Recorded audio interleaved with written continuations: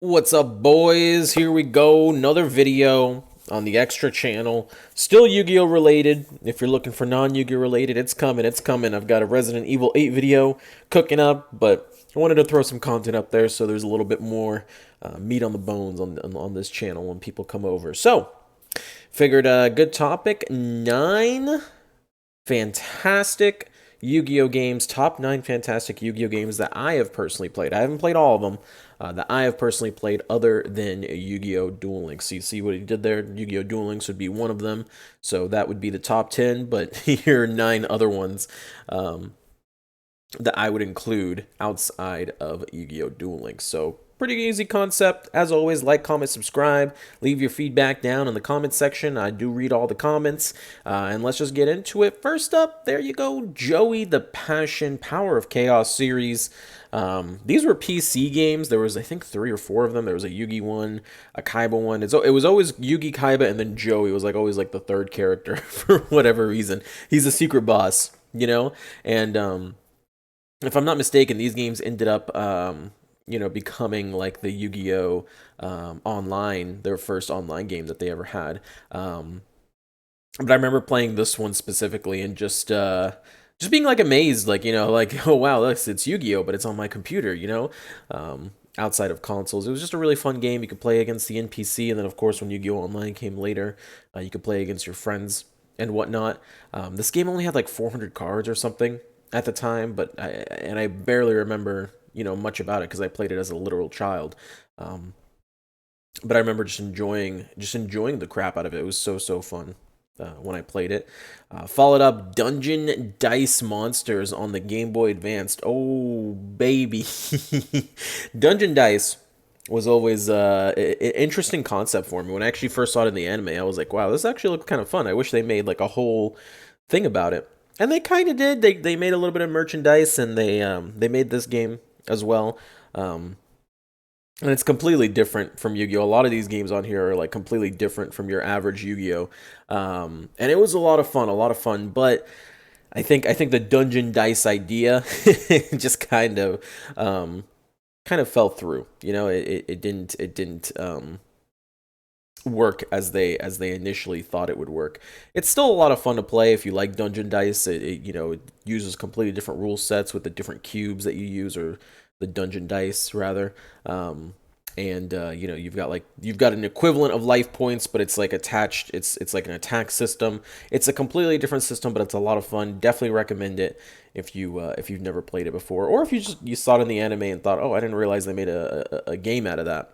They actually tried to make a whole different thing out of it, but everyone just liked the base game too much, which is understandable. Next up, we got the World Championship Series, specifically 2004. This is them bringing the normal game to Game Boy Advance, the normal Yu-Gi-Oh game to Game Boy Advance. It was a lot of fun. It was a lot of fun. You basically get to play Yu-Gi-Oh, but in a Game Boy Advance version. So if you're looking for just something small and easy to play on like a Game Boy Advance emulator, or if you still have a Game Boy Advance, amazing game even to play by today's standard. Very, very, very fun. Focuses more on the card game. Spiritcaller is kind of like Tag Force, but for the DS. That's kind of how I always kind of talked about Spiritcaller. You do basically the same things you do in the original Tag Force. You travel around the school grounds. You can go buy cards. You can talk to characters. And I believe this one's gimmick was the whole, like the monster spirits or whatever.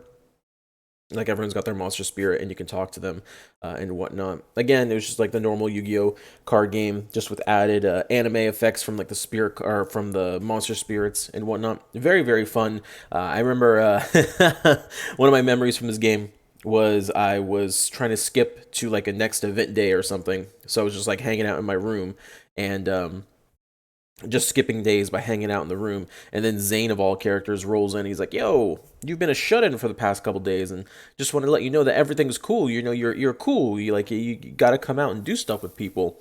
And he gave me like a Cyber Dragon card, or I don't remember what card he gave me, but I just remember just trying to skip through the game and then being stopped by Zane, and I was like, what the? That's actually a pretty cool feature. To try, I guess, stop speedrunners from going through. I'm not really sure, but really, really fun game. Definitely recommend it if you have a DS, or again, emulate it. Yu-Gi-Oh! Sacred Cards. Now we're getting up to the big boys. Big boys. Sacred Cards, I'm gonna be honest, the reason a lot of us liked it as kids, we got to play the Egyptian gods. This is the game. The first time you really got to play them, use their anime effects, not the crappy TCG effects. And it's basically just following the story of Yu-Gi-Oh, collecting the Egyptian god cards as like your own unique character, which is really really fun. And yeah, just getting the, because I believe there was a second game to this, if I'm not mistaken, but getting those Egyptian gods.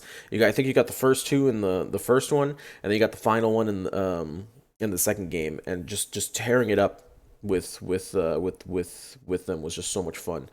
So definitely recommend. This is one of those games where I recommend even playing to this day, because some of those other games, because they're just normal Yu-Gi-Oh, there's no point in playing them unless you just want to play the old formats. This one is literally just you can you can play it whenever you want. It's a story driven game. I really really enjoy it. Definitely one of the games I'm looking to play on this channel. If you guys want to see that type of content, if you just want to see any of these games, leave a comment down below. I'll definitely make sure to make it happen. Dark Duel Stories. Oh man, the Game Boy Color. I believe this was the first Yu-Gi-Oh game I ever owned as a kid, and this game was great. I actually still have the 3 limited cards, because a lot of these old games, they used to come with cards attached in the box to try to promote selling them. And I actually have, I believe it was a Dark Magician, a Blue Eyes, and a Head of Exodia, I think, that you got from this box. And I still have all 3, if I'm not mistaken. And I played this game so much. This game was so much fun. You got to make custom cards. You were able to like make custom cards that had like 2K beat sticks. They were basically vanilla beat sticks, but most of the decks in here were vanilla beat sticks, so that was okay.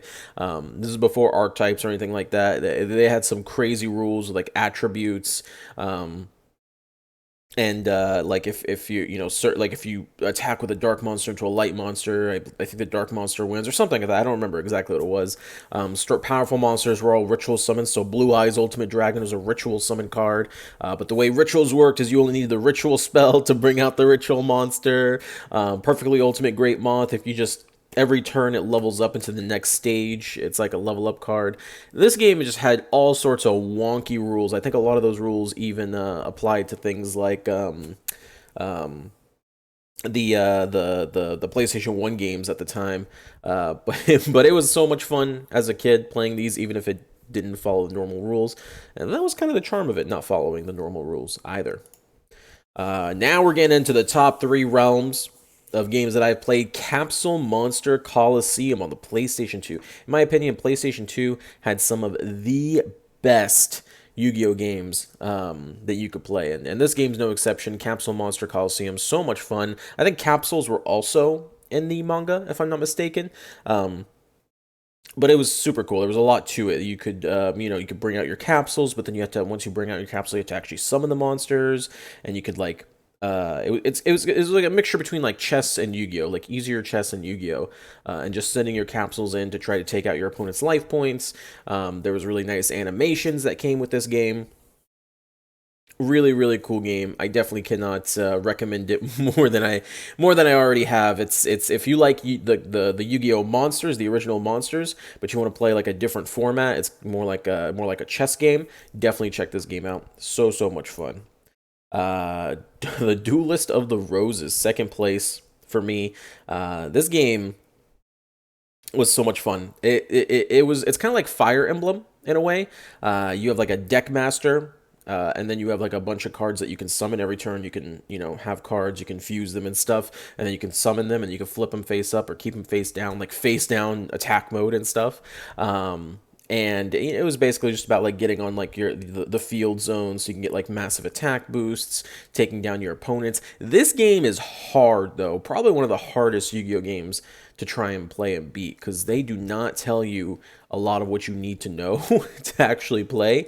And they start you off with just an abysmal card pool. Like you got to sit there and grind to get some cards so you can actually do some stuff with the actual cards. But one of my favorites, all-time favorites, I think it actually sold very well in the United States as well. Being one of the greatest hits. And the story is super weird. The story has nothing to do with Yu-Gi-Oh. They just literally put Yu-Gi-Oh characters in like the ancient War of the Roses times and said, you know, YOLO, we're going in with this theory. And number one, the Tag Force series, all of them, they're just great.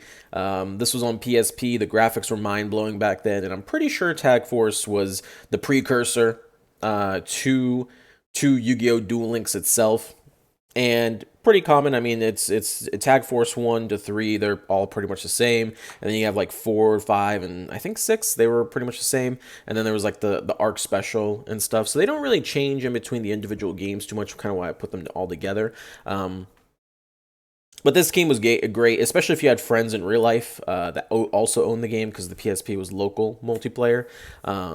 You could, you know, meet up with each other and do tag duels. I think starting in Tag Force 3 and beyond, you could start doing tag duels and stuff as well, multiplayer. And it was just a lot of fun playing this game because it had all the cards. You had the story. You could meet the characters you met from the anime, and you know, there was no like anime effects or anything. It was just the game, you know. So really love this game. I really wish they would make a like a current Tag Force. I think it could sell very well. Put some real RPG mechanics into it. I think it could do very well. I really do believe so. And yeah, those are my 9 other games that I very much so enjoyed that I personally played. I know there's a couple on here, or there's a couple that's not on here that they're very popular. I just have never played them personally, so maybe one day I'll redo the list when I play them. If you enjoyed any of these games and you want me to play them on this channel, do a playthrough on them, let me know. I'm so down. I'm so down to play any of these games again on the channel. And that's it. Hope you guys enjoyed. Peace out.